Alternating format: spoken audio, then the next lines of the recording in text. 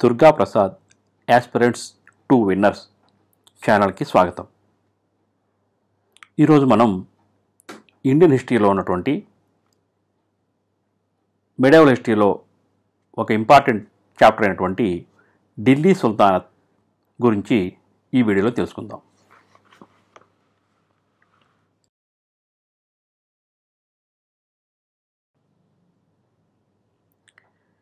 ఈ ఢిల్లీ సుల్తానత్తులు 1206 సంవత్సరం నుండి 1526 సంవత్సరం వరకు పరిపాలన చేశారు. దీని యొక్క పూర్వరంగం మనం కొద్దిగా డిస్కస్ చేద్దాం. భారతదేశంపై మహమ్మద్ ఘోరీ అనేటువంటి రాజు దండయాత్ర చేసినప్పుడు 1192లో పృథ్వీరాజ్ చౌహాన్ అనేటువంటి రాజుతో జరిగిన రెండవ తరైన యుద్ధంలో అతను పృథ్వీరాజ్ చౌహాన్ను ఓడించి భారతదేశంలోని భూభాగాన్ని గెలుచుకోవడం జరిగింది. తను భారతదేశంలో గెలుచుకున్న భూభాగాలపై తన సైన్యాధిపతుల్లో ఒకడైనటువంటి కుతుబుద్దీన్ ఐబక్ అనే ఒక సైన్యాధికారిని ఇక్కడ తన తరపున రాజప్రతినిధిగా నియమించడం జరిగింది. అట్లా ఈ ఢిల్లీ సుల్తానత్ పరిపాలన అనేది మొదలవడం జరిగింది.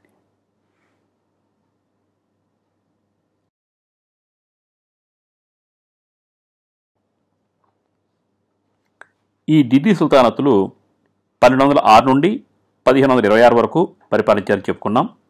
1526 అంటే మొఘలు బాబరు రాక, అప్పటి వరకు కూడా ఈ ఢిల్లీ సుల్తాన్లు భారతదేశాన్ని పరిపాలించడం జరిగింది.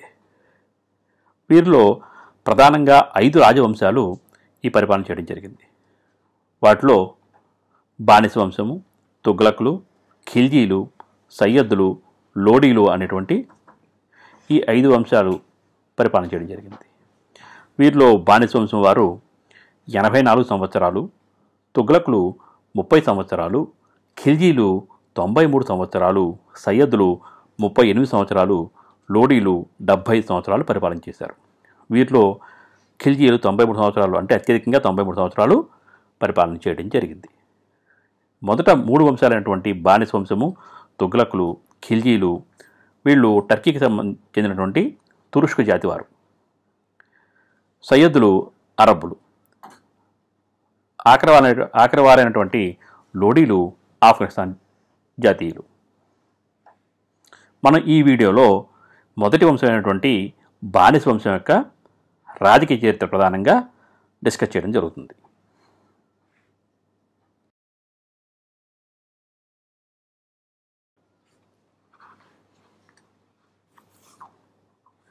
బానిస వంశం వీరి పరిపాలనా కాలం 1206 నుండి 1290 వరకు. క్రీస్తు శకం 1206లో మహమ్మద్ ఘోరీ మరణించాడు. అక్కడి నుంచి ఐబక్ అనే అతను పరిపాలన చేయడం వల్ల ఈ బానిస వంశం అనేది 1206లో స్టార్ట్ అయిందని చెప్పుకుంటాం. మహమ్మద్ ఘోరీ సైన్యంలో ఈ ఐబక్ అనే అతను సైన్యాధిపతిగా చేరి మహమ్మద్ ఘోరీకి పృథ్వీరాజ్ చౌహాన్కి మధ్య జరిగినటువంటి రెండవ తరైన యుద్ధంలో 1192లో జరిగింది. ఇది పాల్గొన్నాడు. ఆ తర్వాత భారతదేశంలో ఘోరీ గెలుచుకున్న రాజ్యాలు ఏవైతే భూభాగం ఉందో ఆ భూభాగంపై ఘోరీ తరపున ఐబక్ ఇక్కడ రాజప్రతినిధిగా నియమపడ్డాడు.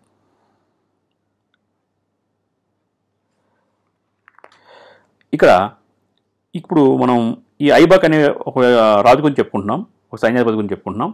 ఈయన ఈ బానిస వంశంలో మొదటి రాజు. ఈయన ఏం చేశాడు? రాజప్రతినిధిగా ఉండి ఘోరీ మరణాంతరం అంటే 1206లో ఘోరీ మరణించిన తర్వాత స్వతంత్రాన్ని ప్రకటించుకున్నాడు. ఇతని మొదటి రాజధాని లాహోరు, తర్వాత దీన్ని ఢిల్లీకి మార్చాడు.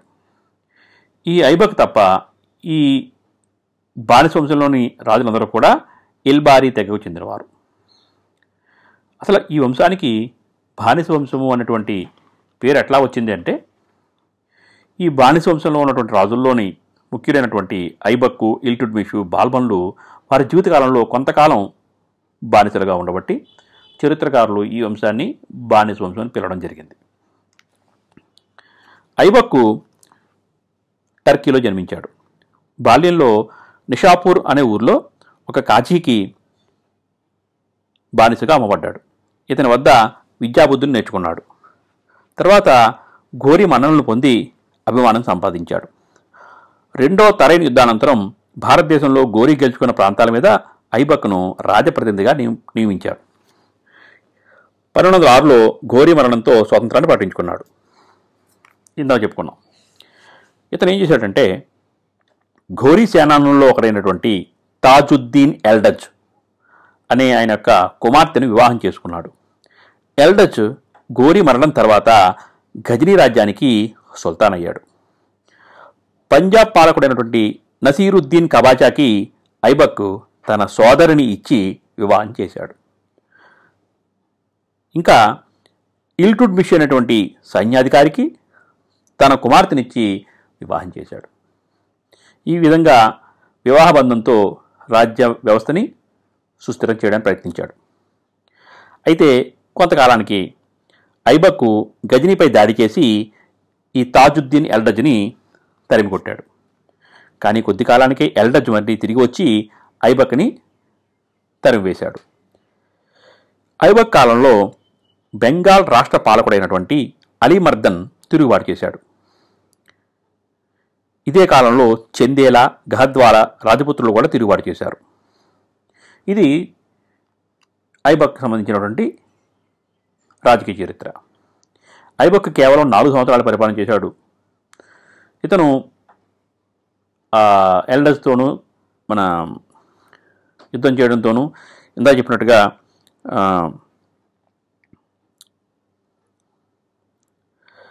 బెంగాల్ అలీమర్దన్ తిరుగుబాటు చేసిన చేయడంతో రాజపుత్రులతో యుద్ధంతో ఇతని యొక్క రాజకీయ చరిత్ర అయిపోయింది. ఇతను లాహోర్ నగరంలో చౌగన్ అనేటువంటి దాన్ని పోలో అంటారు ఆట ఆడుతూ గుర్రం మించి పడి మరణించాడు. ఇతని ఆస్థాన రచయిత అయినటువంటి హసన్ నిజామీ ఇతన్ని విశాల హృదయుడు, ఉదార బుద్ధి గలవాడు అని పేర్కొన్నాడు. ఈ చౌగన్ ఆడుతూ మరణించిన ఢిల్లీ సుల్తాన్ ఎవరు అనేది మనకి ఎగ్జామినేషన్ పాయింట్ ఆఫ్ వ్యూలో చాలాసార్లు బిట్టుగా రావడం జరిగింది. ఇది ఇంపార్టెంట్, అందుకే దాన్ని హైలైట్ చేయడం జరిగింది. అట్లాగే కౌల్ ఇతన్ని లాక్ బక్ష్ అంటే గివర్ ఆఫ్ ల్యాక్స్ అని పిలిచేవారని అని హబీబుల్లా అనే చరిత్రకారుడు చెప్పడం జరిగింది. ఇది కూడా చాలా ఇంపార్టెంట్. ఏ ఢిల్లీ సుల్తానత్కి లాక్ బక్ష్ అనే బిరుదు కాదు, కుతుబుద్దీన్ ఐబక్.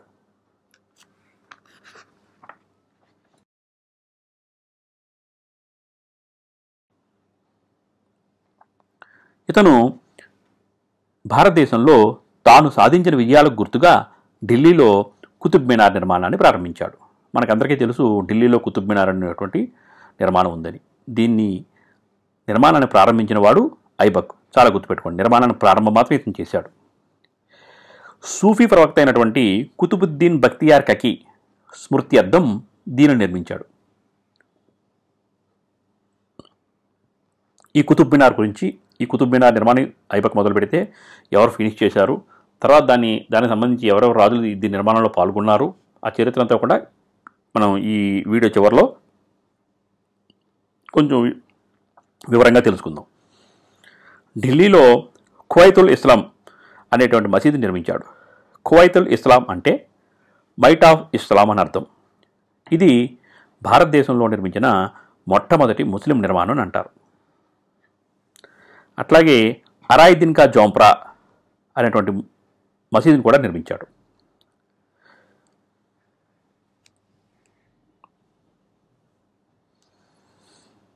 ఇతను చిన్నతనంలో బానిసగా అమ్మబడడం వల్ల ఈ వంశానికి బానిస వంశం వచ్చిందని అనే పేరు వచ్చిందని ఇంతకుముందు చెప్పుకున్నాం. ఇతని అసలు వంశం మెమలుక్ వంశం. మిగతా ఈ బానిస వంశంలో మిగతా రాజులందరికీ కూడా ఇల్బారీ వంశం ఇందా తెలుసుకున్నాం మనం. ఇతను తన కుమార్తెను ఇల్టుడ్మిష్ అనేటువంటి సైన్యాధిపతికి ఇచ్చి పెళ్లి చేయడం జరిగిందని చెప్పుకున్నాం. అతను బదౌన్ గవర్నర్గా కూడా ఉన్నాడు.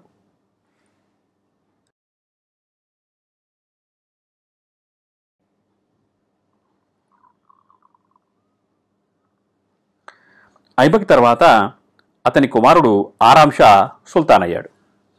కానీ ఇతను కేవలం 8 నెలలు మాత్రమే పరిపాలించాడు.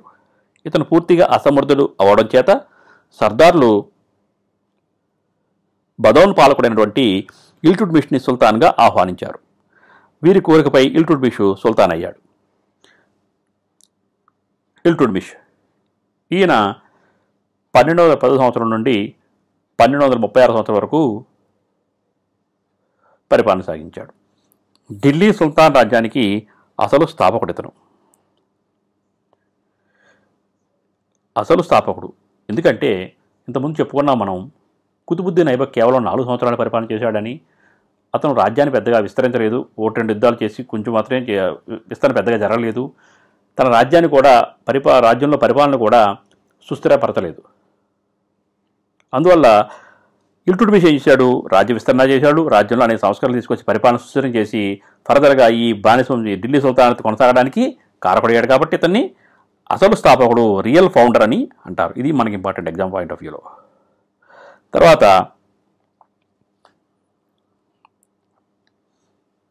ఇతను ఘోరీ సేనానులైనటువంటి తాజుద్దీన్ ఎల్డజ్, నసీరుద్దీన్ కబాచా, ఇందా చెప్పుకున్నాం మనం, తాజుద్దీన్ ఎల్డజ్ యొక్క కుమార్తెని ఐబక్ చేసుకున్నాడు. ఈ నసీరుద్దీన్ కబాచాకి ఐబక్ తన సోదరునికి పెళ్లి చేశాడు. వీళ్ళిద్దరినీ కూడా ఓడించి రాజ్యాన్ని సుస్థిరం చేశాడు. ఇతని కాలంలోనే మంగోల్ నాయకుడైనటువంటి చెంగిజ్ ఖాన్, ఖ్వారాజాం పాలకుడైనటువంటి జలాలుద్దీన్ మంగబర్నీ రాజ్యంపై దాడి చేయగా మంగబర్నీ పారిపోయి వచ్చి ఇతని ఆశ్రయం కోరాడు. మంగబర్నీకి ఆశ్రయం ఇస్తే చెంగిజ్ ఖాన్ ఢిల్లీపై దాడి చేస్తాడనే భయంతో ఆశ్రయం ఇవ్వడానికి నిరాకరించి మంగోళ్ల దాడి నుండి ఢిల్లీని కాపాడాడు.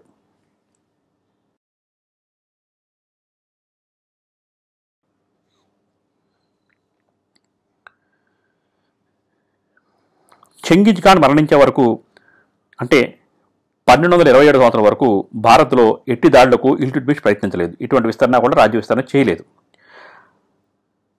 1227లో ఇల్టుట్మిష్ ముల్తాన్, అంటే ప్రస్తుతం పాకిస్తాన్లో ఉంది, బెంగాల్ను కూడా ఆక్రమించాడు. 1229లో బెంగాల్ మరియు బీహార్లు ప్రాంతాల్లో తన అధికారాన్ని పునఃస్థాపించాడు. 1229లోనే రాజస్థాన్లోని రణతంబోర్, మండోర్ దుర్గాల్ని కూడా ఇతను ఆక్రమించడం జరిగింది.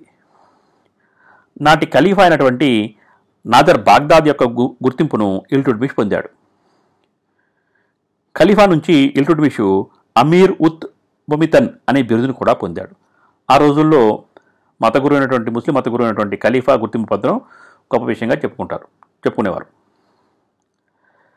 దీంతో పాటు రాజ్య విస్తరణతో పాటు రాజ్య పరిపాలన కూడా ఇతను క్రమబద్ధం చేశాడు. చిహల్గని అనేటువంటి 40 మంది తురుష్కు సర్దార్ల వ్యవస్థను ఇతను ఏర్పాటు చేశాడు. ఇది చాలా చాలా ఇంపార్టెంట్ పాయింట్. చిహల్గని అనేటువంటి తురుష్కు సర్దార్ వ్యవస్థను ఏర్పాటు చేసిన ఢిల్లీ సుల్తాన్ ఎవరు? ఈ బిట్టు చాలాసార్లు రావడం జరిగింది. ఈ ఢిల్లీ సుల్తానతుల్లో ఇక్కడి నుంచి ఈ బానిస వంశంలో ఈ చిహల్గని యొక్క పరిపాలన, వీళ్ళ యొక్క ప్రాబల్యం పెరిగిపోయి తర్వాత మనకి చాలా విషయాలు మనం దీని గురించి డిస్కస్ చేసుకోవడం జరుగుతుంది. ఈ తురుష్కు సర్దార్లు అని మనం అనుకుంటున్నాం కదా. సర్దార్లు అని అనగానే వాళ్ళు తురుష్కు జాతికి చెందినవారు. వాళ్ళకి కొంచెం సైన్యం ఉంటుంది. ఆ సైన్యాన్ని ఒక ప్రాంతాన్ని వాళ్ళకి కేటాయిస్తే ఆ ప్రాంతంలో పనులు వసూలు చేసుకుంటూ కొంచెం మొత్తం సుల్తాన్కి చెల్లిస్తూ మిగతా దాంతో ఆ యొక్క సైన్య బలాన్ని పెంచుకోవడం, ముఖ్యంగా అశ్విక దళాన్ని పెంచుకోవడం. ఎందుకంటే తురుష్కులకి అశ్విక బలం ప్రధానమైంది కాబట్టి చేస్తూ ఉండేవారు. క్రమక్రమంగా వీరు ప్రాబల్యం పొంది రాజ్య వ్యవహారాల్లో జోక్యం చేసుకోవడం మొదలుపెట్టారు.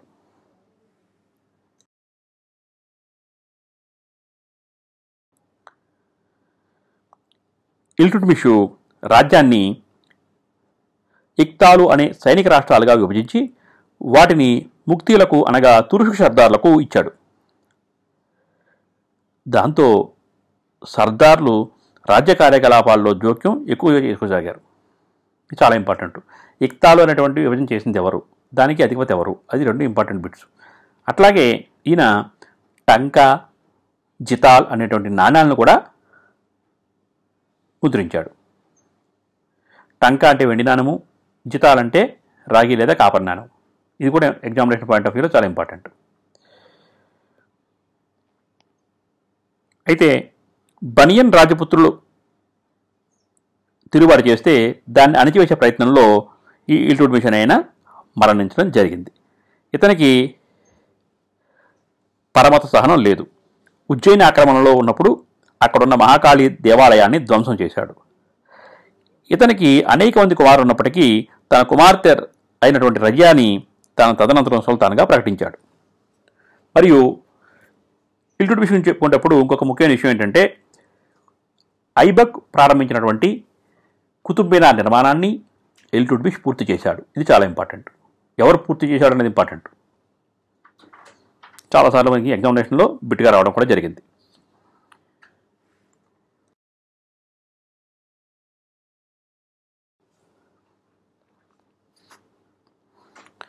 తన కుమార్తె రయ్యాని తన తదనంతరం ఇల్టుట్మిష్ సుల్తాన్గా ప్రకటించాడు.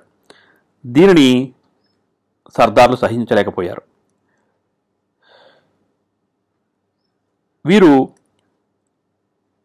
ఇల్టుట్మిష్ మరో కుమారుడైనటువంటి రుక్నుద్దీన్ ఫిరోజ్ షాను సింహాసనంపై సుల్తాన్గా కూర్చోబెట్టారు. ఇతడు భోగలాలసుడు. అతని పేరు మీద ఇతని తల్లి షాతుర్ఖాన్ పాలనా బాధ్యతలు నిర్వహించసాగింది. రాజ్యంలో అస్తవ్యస్త పరిస్థితులు నెలకొనడంతో రజియా కొంతమంది సర్దార్లు మరియు ప్రజల మద్దతుతో సుల్తాన్ అయిపోయి రజియా సుల్తానా. ఈమె 1236 నుండి 1240 వరకు ఈ 4 సంవత్సరాల కాలంలో 3.5 సంవత్సరాలు మాత్రమే ఈవిడ పరిపాలన చేయడం జరిగింది. ఢిల్లీని పరిపాలించిన ఏకైక మహిళ. ఇది చాలా ఇంపార్టెంట్ బిట్. ఈమె పురుష వేషంలో సమర్థవంతంగా పరిపాలించిందని మినహావుద్దీన్ పేర్కొన్నాడు. ఈమెను సింహాసనం నుంచి దించివేయడానికి ఆనాడు జునైదీ నాయకుడిగా ఉన్నటువంటి చెహల్గని విశ్వ ప్రయత్నం చేసింది. తీవ్రంగా ప్రయత్నం చేసేవారు. ఆనాడు చెహల్గని నాయకుడు ఎవరు? జునైదీ.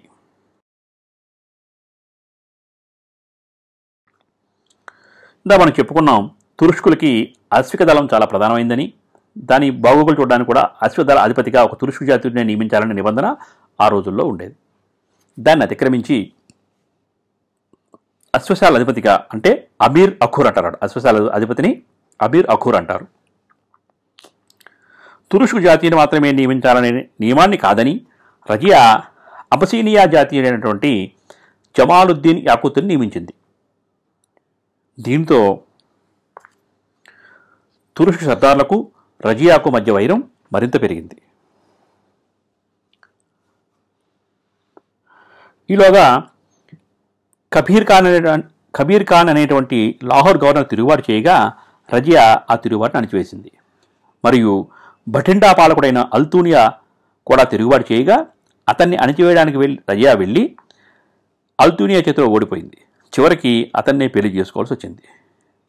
దీన్ని అదునుగా తీసుకుని ఢిల్లీలో ఉన్న సర్దార్లు అక్కడ పావులు కదిపి ఇల్టుట్మిష్ యొక్క మరొక కుమారుడైనటువంటి బర్హం షాని సుల్తాన్ చేశారు.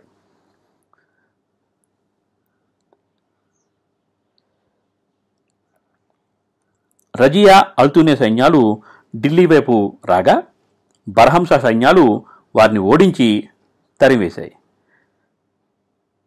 దారిదోపిడి దొంగల చేతిలో రజియా, అల్తూనియాలు హత్యగా వెంపడ్డారు.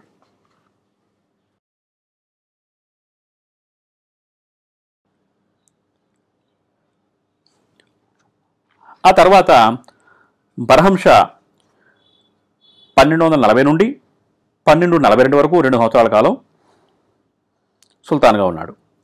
ఇతను తర్వాత సర్దార్ల ప్రాబల్యాన్ని అడ్డుకోవడానికి ప్రయత్నించి విఫలమై మరణించాడు, ప్రాణాలు కోల్పోయాడు. ఆ తర్వాత ఇల్టుట్మిష్ మరో కుమారుణ్ణి అల్లావుద్దీన్ మసూద్ అనే ఆయన్ని 1242లో సుల్తాన్ చేశారు. ఇతను 1242 నుండి 1246 వరకు 4 సంవత్సరాల పాటు సుల్తాన్గా ఉన్నాడు. ఇతను కూడా చిహల్గనీతో ఘర్షణ పడ్డాడు. అప్పటి చిహల్గనీ నాయకుడైనటువంటి బాల్బన్ ఇతన్ని తొలగించి ఇల్టుట్మిష్ కుమారుడైనటువంటి నసీరుద్దీన్ మహమ్మద్ని సుల్తాన్ చేశాడు. ఇది చాలా ఇంపార్టెంట్. నసీరుద్దీన్ మహమ్మద్ని సుల్తాన్ చేసింది ఎవరు? బాల్బన్. ఇతను చిహల్గనీ నాయకుడు, గుర్తుపెట్టుకోండి.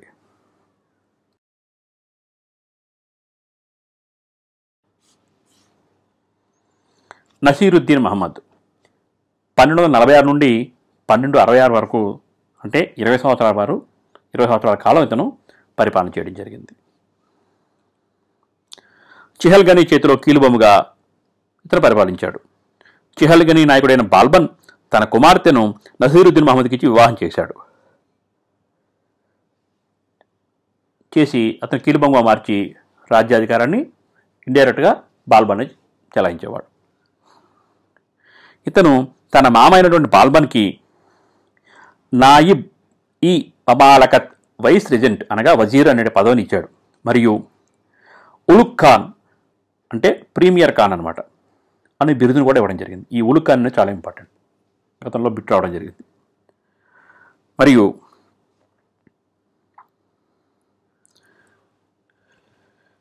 అయితే 1253లో నసీరుద్దీన్ మహమ్మద్ బాల్బన్ తొలగించి రేహాన్ అనేటువంటి వాడిని వైస్ రెజెంట్గా వజీర్గా నియమించాడు. కానీ మళ్ళీ 1 సంవత్సరంలోనే బాల్బన్ తిరిగి వజీర్గా వచ్చాడు. వచ్చిన తర్వాత అప్పుడు మంగోల్ నాయకుడైనటువంటి హులుక్ ఖాన్ నాయకత్వంలో వచ్చిన మంగోల్స్ని మన భారతదేశం దండయాత్ర వస్తే బాల్బన్ వాళ్ళని ఓడించి తరిమేయడం జరిగింది. ఈ మంగోల్ భారతదేశం దండయాత్ర అనేది చాలా ఇంపార్టెంట్ మనకి, అది గుర్తుపెట్టుకోండి. తర్వాత బాల్బన్ రణతంబోర్లను రాజపుత్రుల సైతం అణిచివేయడం జరిగింది. ఇతను ఆస్థాన చరిత్రకారుడైనటువంటి మినహాజుద్దీన్ సిరాజ్ అని అయిన తబకత్ ఇ నస్రీ అనే పుస్తకాన్ని రాయడం జరిగింది. అయితే 14వ శతాబ్దానికి చెందినటువంటి చరిత్రకారులైనటువంటి ఇసామి మరియు ఐబన్ బటుటాలు నసీరుద్దీన్ మహమ్మద్ని బాల్బనే చంపాడని వ్రాశారు.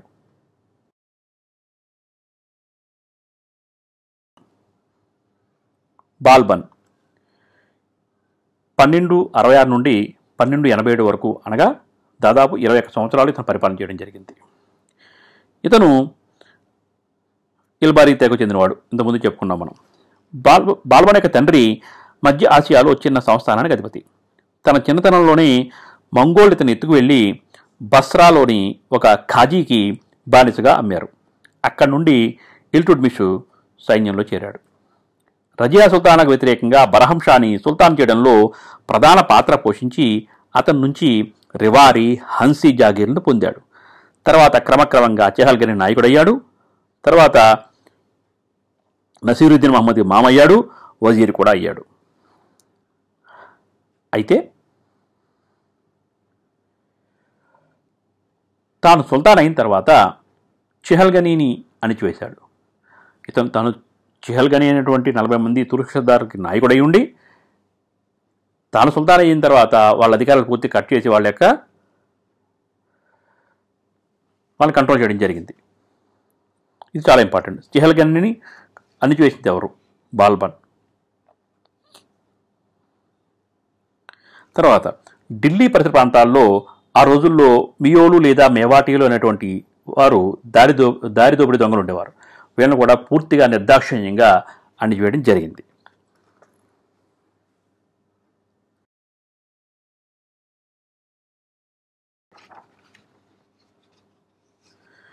బాల్బన్ ఇస్లాం మతంలోని సమతాభావానికి స్వస్తి చెప్పి కొత్తగా రాజరికం దైవదత్తము అనేటువంటి సిద్ధాంతాన్ని ప్రతిపాదించాడు. నియాబత్ ఈ ఖుదై, kingship was the vice regency of God on earth అని పేర్కొన్నాడు. అంటే రాజరికం అనేది దేవుని యొక్క ప్రతినిధి. తర్వాత జిల్ ఈ ఇల్లాహ్, shadow of God in earth, అంటే రాజు దేవుని యొక్క నీడ అని చెప్పుకున్నాడు. ఆ బిరుదు కూడా ధరించాడు. తర్వాత నాసిర్ అమీర్ ఉల్ మెమన్, అంటే ఖలీఫాస్ రైట్ హ్యాండ్ మ్యాన్ అని కూడా చెప్పుకున్నాడు ఇతను. ఈ మూడు చాలా ఇంపార్టెంట్ మనకి, ముఖ్యంగా జిల్ ఈ ఇల్లాహ్ అనేది ఇంపార్టెంట్.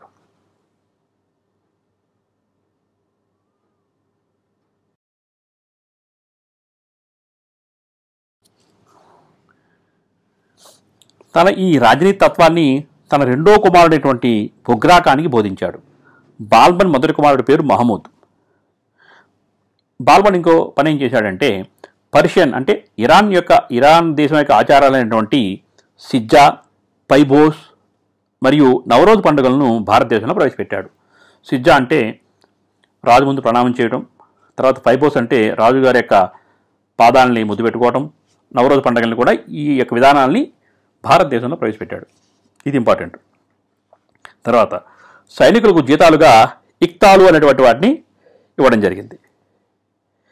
ఇంకొక విషయం ఏంటంటే, ఈయన బ్లడ్ అండ్ ఐరన్ విధానాన్ని అనుసరించాడు. ఇది రాజకీయ చరిత్రలోకి వస్తుంది, నేను స్లైడ్లో పెట్టలేదు, కానీ వినండి ఒకసారి.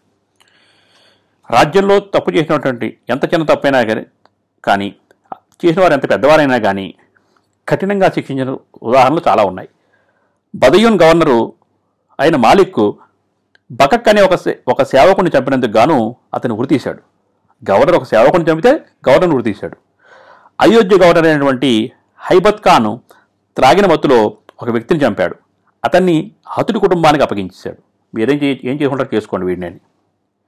అట్లాగే భటిండా గవర్నర్ అయినటువంటి షేర్ఖాన్ని తనకు వ్యతిరేకంగా కుట్ర పన్నుతున్నాడు అనే అనుమానం వచ్చి విషం ఇచ్చి చంపాడు. దీంతో భారతదేశ వాయు ప్రాంతంలో షేర్ఖాన్ మరణంతో మంగోలు దాడిని సమర్థవంతంగా ఎదుర్కోవడం ఢిల్లీ పాలకులకు కష్టమైపోయింది. తర్వాత ఇంత చెప్పుకున్నాం మనం, సైనికుల జీతాలుగా ఇక్తాలు ఇవ్వడం జరిగాడు. ఇది ఇంపార్టెంట్. తర్వాత దివాన్ ఈ విజారత్ అంటే రెవెన్యూ శాఖ అనమాట. ఇంతకుముందు రెవెన్యూ శాఖలోనే మిలిటరీ శాఖ కూడా కలిసిపోయి ఉండేది. ఈయన ఈ దివాన్ ఈ విజారత్ నుండి, రెవెన్యూ శాఖ నుండి దివాన్ ఈ అర్జ్ మిలిటరీ శాఖను వేరు చేశాడు. ఇది ఇంపార్టెంట్. దివాన్ ఈ అర్జ్ అనే శాఖను ఎవరు ఏర్పాటు చేశారు అనేది ఇంపార్టెంట్, బాల్బన్. తర్వాత సింధ్, లాహోర్ ప్రాంతాలకు పాలకుడిగా బాల్బన్ తన మొదటి కుమారుడైనటువంటి మహమ్మద్ని మంగోళ్లను ఎదుర్కొనేందుకు నియమించాడు. అయితే మంగోళ్లను ఎదుర్కొనే ప్రయత్నంలో మహమ్మద్ మరణించడం జరిగింది.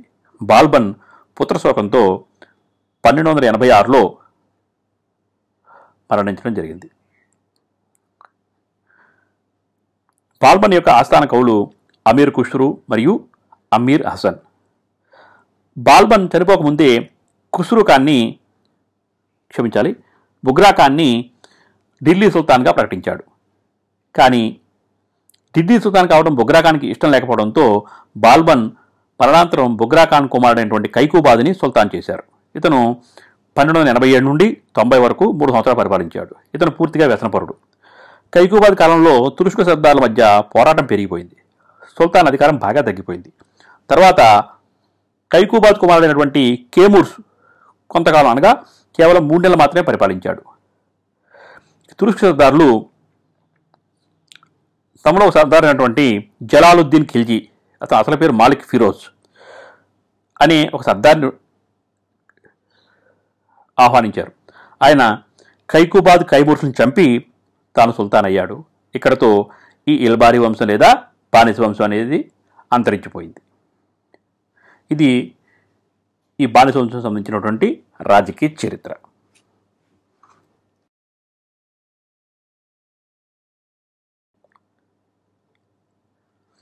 ఇంతకుముందు మనం చెప్పుకున్నాము కుతుబ్ మినార్ గురించి కొంచెం వివరంగా మనం తర్వాత తెలుసుకుందామని. ఈ కుతుబ్ మినార్ అనేటువంటి కట్టడం ప్రారంభించింది కుతుబుద్దీన్ ఐబక్. ఈయన కేవలం మొదటి అంతస్తు మాత్రమే నిర్మాణం చేయడం జరిగింది. ఆ తర్వాత 2, 3, 4 అంతస్తులను ఇల్టుడ్మిష్ పూర్తి చేశాడు. అది కూడా మనం తెలుసుకున్నాం. దీని మొత్తం ఎత్తు 79.59 మీటర్లు. అయితే 1170 సంవత్సరంలో పిడుగుపడి 4వ అంతస్తు ధ్వంసం కాగా ఫిరోజ్ షా తుగ్లక్ అనే ఈయన కూడా సుల్తాన్ తర్వాత కాలంలో దీన్ని పునర్నిర్మాణం చేసి 5వ అంతస్తును కూడా నిర్మాణం పూర్తి చేశాడు. అంటే 4వ అంతస్తును రిపేర్ చేసి 5వ అంతస్తు కూడా కట్టాడు. ఈ 3 చాలా ఇంపార్టెంట్. ఈ 3 కూడా బిట్లుగా రావడం జరిగింది, మీకు తర్వాత చూస్తారు. ఈ ఫోటోలో చూడండి కుతుబ్ మినార్.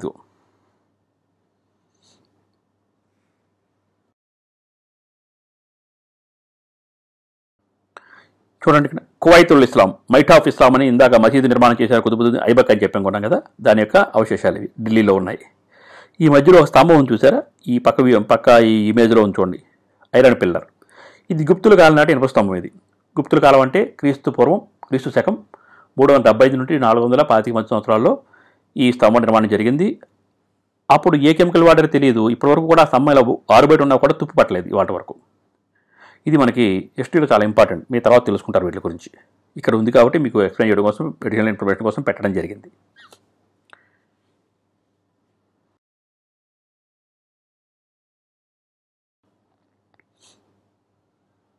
అట్లాగే కువైతుల్ ఇస్లాం అనేటువంటి మాస్కుని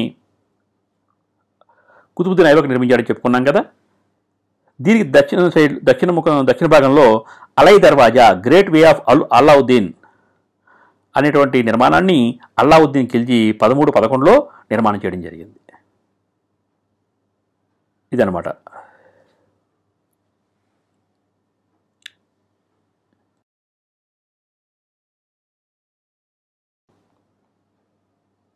ఇప్పుడు మనం ఈ బానిస వంశం మీద జాతీయ స్థాయిలోనూ వివిధ రాష్ట్ర స్థాయిల్లోనూ వివిధ రకాల ఎగ్జామ్స్లో వచ్చినటువంటి బిట్స్ని మనం ఒక అవగాహన కోసం డిస్కస్ చేసుకుందాం. చూడండి first bit. After consolidating his power, Balban assumed the grand title of, చెప్పుకున్నాం కదా, జిల్-ఇ-ఇల్లాహి అని. C answer. అట్లాగే Mongols under Chengiz Khan invaded India during the reign of, చెప్పుకున్నాం ఇందాక మనం, చెంగిజ్ ఖాన్ భారతదేశం దండయాత్ర చేస్తాడు అని చెప్పి ఇల్టుట్మిష్ తన రాజ్యంలో మంగ్బర్నీకి స్థానం ఇవ్వలేదు, రాజ్య విస్తరణ కూడా చేయలేదని చెప్పుకున్నాం. Iltutmish answer, C answer. How did Sultan Qutbuddin Aibak died, చెప్పుకున్నాం, పోలో అనే చౌగన్ అనేటువంటి పోలో అని ఆడుతూ గుర్రం నుంచి పడిపోయాడని. 4 answer D. He died after a fall from his horse while playing chaugan. Yes.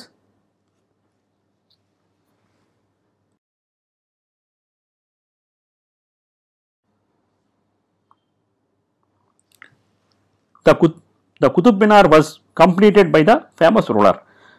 Completed by, అది చూసుకోండి, ఎవరు పూర్తి చేశారని అడిగాడు. Answer is Iltutmish. Who of the following was the contemporary of Genghis Khan? ఇందా చెప్పుకున్నాం, Iltutmish. Who was the Delhi Sultanate when the threat of invasion by Mughals under the Genghis Khan loomed over India? Iltutmish. చూసుకోండి, ఇంతకుముందు మనం discuss చేసినవి దీంట్లో బిట్లు రావడం జరిగింది.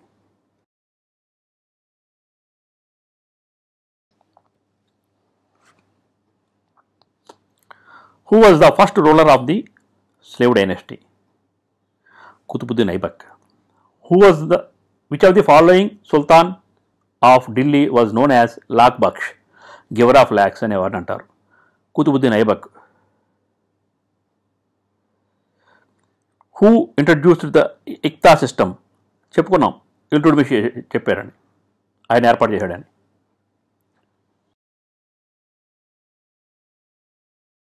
Who was the first real king of Sultanate? చెప్పుకున్నాం కదా, రియల్ ఫౌండర్ ఎవరని. మొదటివాడు ఐబకేనా, అసలు రియల్ ఫౌండర్ ఎవరైతే అనుకున్నాం మనం? ఇల్టుట్మిష్, అది answer. Who of the following was the first woman ruler of medieval India? చూడండి ఒకసారి, రజియా సుల్తానా, చెప్పుకున్నాం కదా మనం.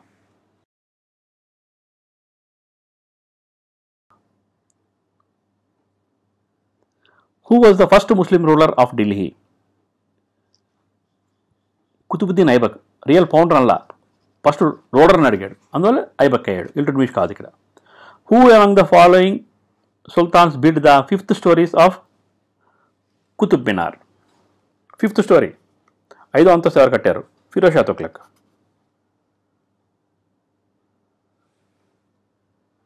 ఇది స్థూలంగా వివిధ అందుబాటులో ఉన్నటువంటి వివిధ ఎగ్జామ్స్లో వచ్చిన బిట్లు మీకు అవగాహన కోసం, బిట్లు ఎట్లా ఉంటాయనేది అవగాహన, దాని ఇంపార్టెన్స్ కోసం చెప్పడం జరిగింది.